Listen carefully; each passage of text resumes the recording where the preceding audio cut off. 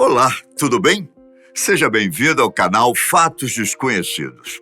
Eu sou Ivan Lima e hoje vou trazer para você a história de uma das bandas de pop rock que mais fez sucesso ao longo de sua carreira, que durou de meados dos anos 60 até o início dos anos 2000.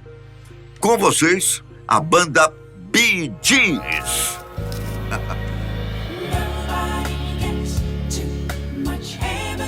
A banda surgiu em 1958, depois que os irmãos ingleses Maurice, Robin e Barry Gibb decidiram se tornar músicos. Além dos três, seus pais tiveram mais um casal de filhos, a primogênita Leslie e o mais novo, Andrew. Maurice e Robin, apesar de não se parecerem, eram gêmeos. Em 1962, ainda jovens, os três irmãos tiveram a chance de se apresentar durante um show do artista de ritmo blues, Chubby Checker, e isso deu muita visibilidade aos garotos. O nome da banda foi uma sugestão do DJ chamado Bill Gates, que era amigo dos garotos e que nada tem a ver com a Microsoft. Como na vida deles havia muitos B's e J's, fazendo referência aos nomes de Barbara Gibb, Barry Gibb, Brothers Gibb e do próprio DJ Bill Gates, ele sugeriu que usassem Bee Gees, que literalmente significa B's J's. A sugestão foi acatada ainda em 1965, antes de gravarem seu primeiro álbum.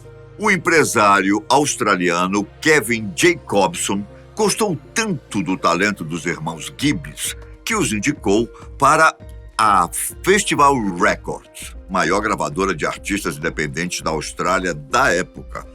Pensaram que fosse perder o que tinham investido, mas o sucesso da música Wine and Women chegou ao top 20 em 1965. E reverteu a situação e deu-lhes a chance de gravar seu primeiro álbum, que em português se chama Bee Gees Cantam e Tocam 14 canções de Barry Gibb. Na época, Barry era o principal compositor da banda, sendo também quem assinava os contratos quando surgiam. Por isso, o nome do álbum já sugeria quem era o compositor principal, mas a maioria das canções dos Bee Gees foi composta em conjunto com Robin e em menor número pelos três juntos. Em 1966, gravaram seu segundo álbum, Speaks and Specks. Em 67, empolgados com o sucesso que os Beatles estavam fazendo, os irmãos resolveram voltar para a Inglaterra, onde nasceram. Eles viajaram em um navio, onde se apresentaram em troca das passagens. E foi a bordo daquele navio que eles tiveram sua primeira grande surpresa. Seu álbum Speak and Specks havia atingido o topo das paradas australianas.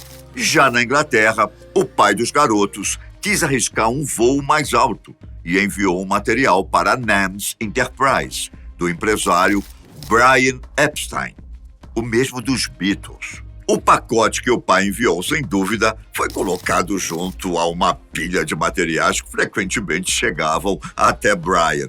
Mas o fato de o diretor da loja ser australiano, um homem chamado Robert Stigwood, com certeza os ajudou. Stigwood gostou do que ouviu e apresentou os rapazes à gravadora Polydor. Depois de conquistarem a Austrália, os Bee Gees estavam prontos para conquistar o mundo. E o sucesso veio como uma bomba. As apresentações passaram a ser frequentes e a Polydor decidiu que a banda teria mais 2 integrantes. Então foram chamados Colin Peterson para a bateria e Vince Melouney para a guitarra.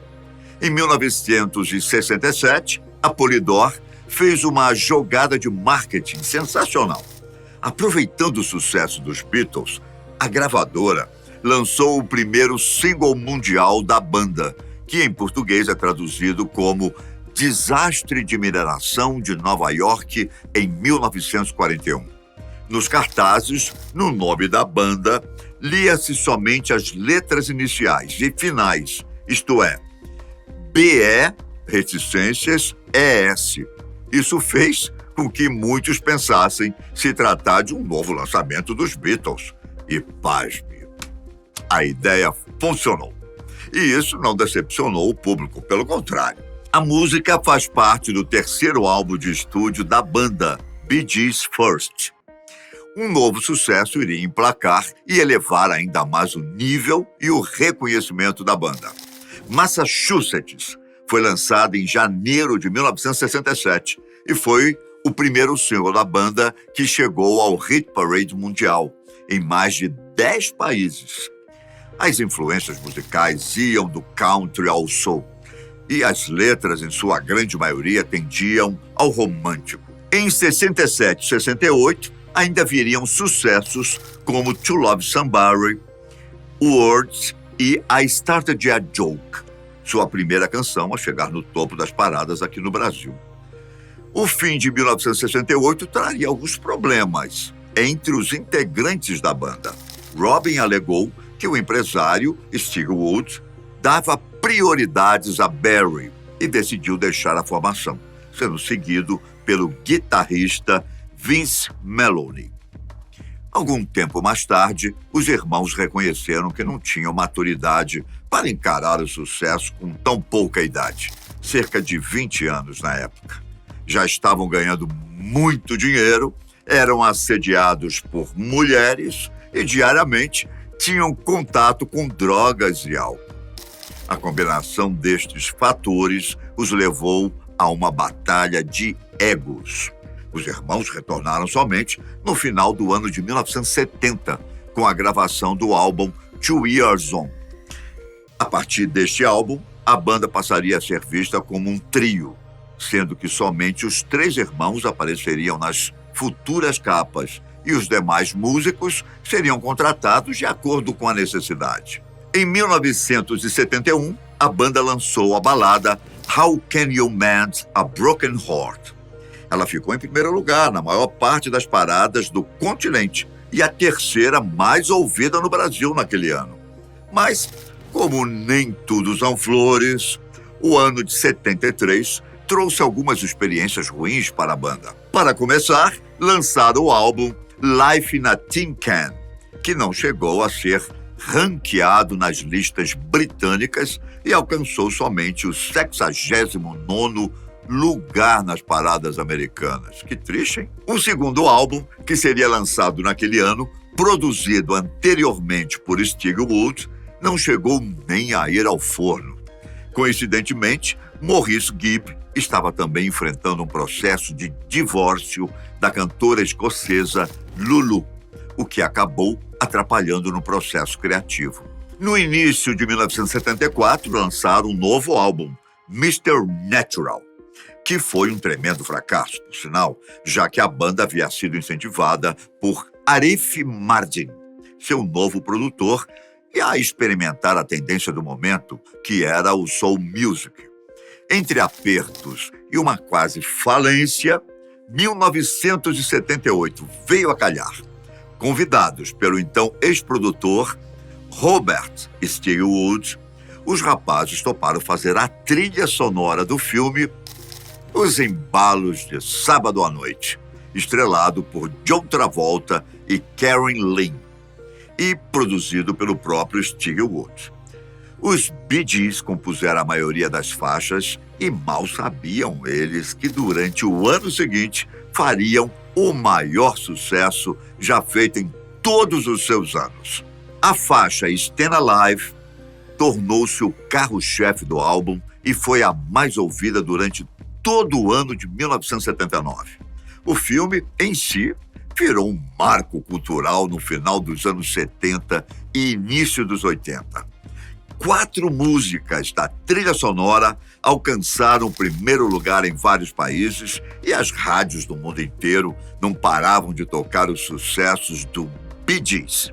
A trilha sonora de Os Embalos de Sábado à Noite também rendeu 6 Grammys para os irmãos Gibb. Para Barry Gibb, o ano de 78 foi ainda mais honroso.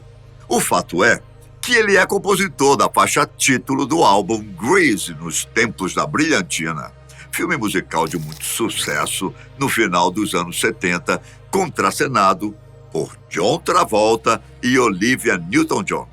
A música, no entanto, foi interpretada no disco por Frankie Valli. Em 1979, o álbum Spirits Raving Flown vendeu 30 milhões de cópias, se tornando um dos mais vendidos na história da música. Em 1981, lançaram o álbum Living Eyes. Porém, as rádios já estavam cansadas de tanto Bee Gees, uma vez que vinham tocando suas músicas por 3 anos consecutivos.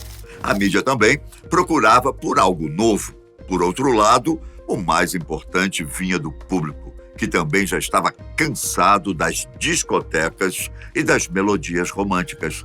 Por isso, queria algo com mais peso, o rock. Isso fez com que o novo álbum, mesmo com a qualidade musical que tem, não chegasse ao sucesso, como conseguiram os álbuns anteriores. Em 83, numa última tentativa de rever a disco music, o Bee Gees gravou uma nova trilha sonora para o filme Staying Alive, uma continuação de Os Embalos de Sábado à Noite, também estrelada por Travolta. O resultado foi mais um fracasso e a maioria dos especialistas considera este como o último ato da disco music, culminando ali o fim de uma era que marcou a vida de quem era jovem nos anos 70. Os irmãos resolveram partir para carreiras solo. Eles trabalharam com vários outros músicos, fizeram parcerias, mas em 1986 assinaram com a Warner e retornaram com um novo trabalho, o álbum intitulado ESP, ou ESP. A faixa You Win Again foi o carro-chefe do disco, uma vez que apresentava uma batida mais condizente com os anos 80. Mais uma vez, principalmente na Europa, o Bee Gees estava no topo das paradas. Em 1988, o irmão mais novo do trio, Andrew Gibb, teve uma morte trágica aos 30 anos de idade. O problema é que Andrew era viciado em drogas e tudo indica que ele teria morrido por overdose. Em 2001, lançaram seu último álbum com seus 3 integrantes originais, que teve boa repercussão, mas de forma localizada na Europa e na Ásia.